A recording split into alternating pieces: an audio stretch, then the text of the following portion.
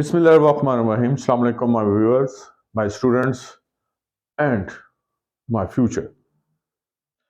आज हम chapter number 10 की डेफिनेशंस करेंगे। बहुत बहुत आप लोग कह रहे थे कि डेफिनेशंस का भी मैंने ये नोट किया है कि आप इसमें काफ़ी मार्क्स जो हैं वो गंवा देते हो या अवॉइड करते हो। लेकिन आज तक मुझे ये समझ नहीं आ रही कि बाकी जो सब्जेक्ट हैं, जो साइंस सब्जेक्ट हैं या कोई भी इंग्लिश के भी हो, उसमें आप इतनी इतनी बड़ी समरीज वगैरह याद कर लेते हो, ऐसे याद कर लेते हो, लेकिन मैथ का जो है उसमें आपको डेफिनेशन याद नहीं होती। लेकिन कुछ याद कर भी लेते हैं लेकिन उनकी टर्मिनोलॉजी सही नहीं होती।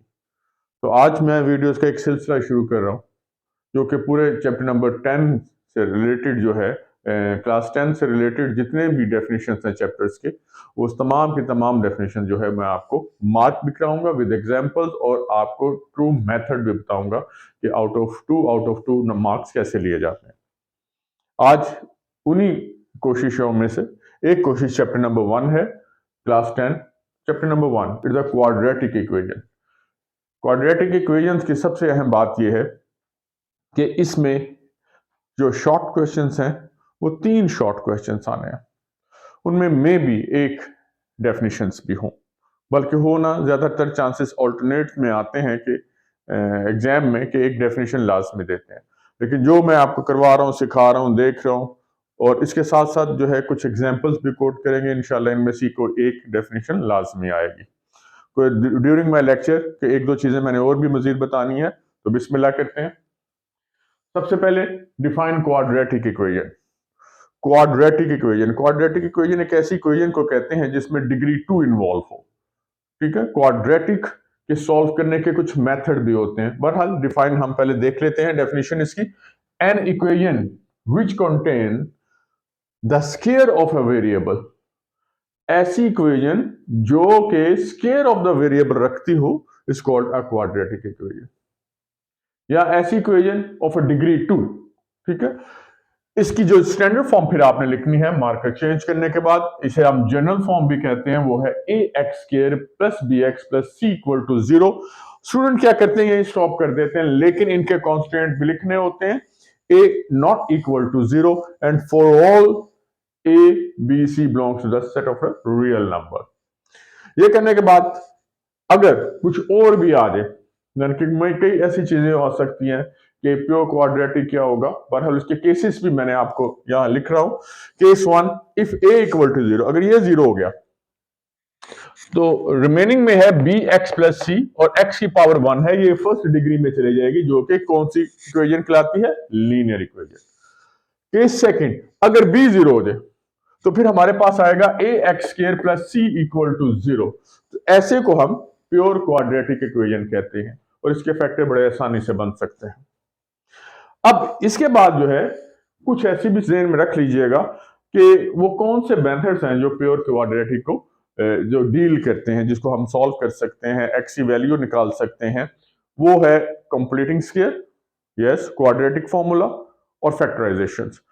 कंप्लीटिंग स्क्वायर फैक्टर और क्वाड्रेटिक फॉर्मूला जो है वो कंप्लीटिंग स्क्वायर ही से निकला होता है। बस ये तीनों मेथड आपने याद रखने हैं। Number second, define reciprocal equation. बड़ी अच्छी और खूबसूरत इक्वेशंस है, यानी कि इसकी बड़ी अच्छी कैरेक्टरिस्टिक है कि an equation is said to be a reciprocal equation. एक ऐसी इक्वेशन को हम रेसिप्रोकल इक्वेशन कह सकते हैं इफ इट रिमेन्स अनचेंज, ये नहीं बदलेगी। कब? व्हेन एक वेरिएबल जो x है उसे आप रिप्लेस कर दो उसके रेसिप्रोकल, यानी कि 1/x। क्लियर? फिर आपने फुल स्टॉप लगाना है और ये एक उसकी स्टैंडर्ड फॉर्म कह लो। इसमें नंबर 3 वेरिएबल्स हैं, याद रखने का मेथड भी मैं आपको बताता हूं। ए बी और सी आपने आर्बिट्रेरी लगा दिए और फिर रिवर्स कर देना है बी और ए। पावर जो है वो 4 से स्टार्ट करनी है, a4 a cube descending order में, x4 x cube x square x और विदाउट x। अब आप देखें, खुद ट्राई करें, अगर हर x को आप 1/x में रिप्लेस करें तब भी आंसर ही आएगा।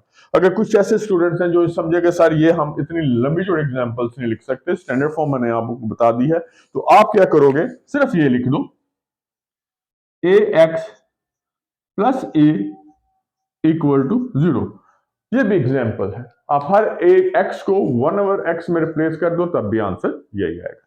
नेक्स्ट पे आए, नेक्स्ट पेज पे define exponential equation, chapter number first quadratic equation, class 10. An equation is said to be an exponential equation. Exponent power को भी कहते हैं, याद है? अगर variable, if variable occurs in exponent, अगर वेरिएबल जो है वो एक्सपोनेंट में मौजूद हो, उसके आप एग्जांपल लिखेंगे A X plus B equal to 0. देख ले, वेरिएबल जो है उसके पावर में मौजूद है. Next, define radical equation.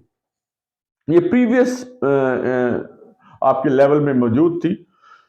An equation, कोशिश भी मेरी यही है कि मैं वो ही रखूं, इनके वर्डिंग जो आपको आसानी से याद हो. An equation is said to be an radical equation if is a given condition, if expression या अंडर द रेडिकल साइन, अगर एक्सप्रेशन जो है वो रेडिकल साइन के अंदर हो. जैसे कि उसी को हम अब एक्स को आप वापस ले आएंगे अपनी जगह पे, A X plus B square root equal to 0. इसमें भी आप जो है ए को नॉट इक्वल टू 0 लिख सकते हो. Define extraneous root. एक ऐसी रूट जो बायोलॉजिस्ट हैं उनको तो बड़ा पता होगा कि ये एक्सट्रेनियस रूट, ये वो वाली रूट नहीं है. बहरहाल रूट ऑफ एन इक्वेशन, किसी भी इक्वेशन की ऐसी root is the value of x, यानी कि जो सॉल्यूशन सेट निकालते हो ना, सेट के अंदर लिखते हो, it is said to be a root which does not satisfy the equation, जो कि अपनी ओरिजिनल इक्वेशंस को सेटिस्फाई ना करे, ऐसी इक्वेशंस को हम एक्सट्रेनियस रूट कहते हैं. तो ये एक पहला सिलसिला चैप्टर नंबर 1 का, और इनको आपने याद रखना है, यही करना है. और इसको आप जल्दी जल्दी से एक नोट्स बना लें और उसको चाहे लूज शीट पे चाहे जर्नल्स पर, और नेक्स्ट पे हम जो ही चैप्टर नंबर 2 पे आएंगे फिर उसी के साथ आप पे लिखिएगा. Stay in touch. Allah Hafiz.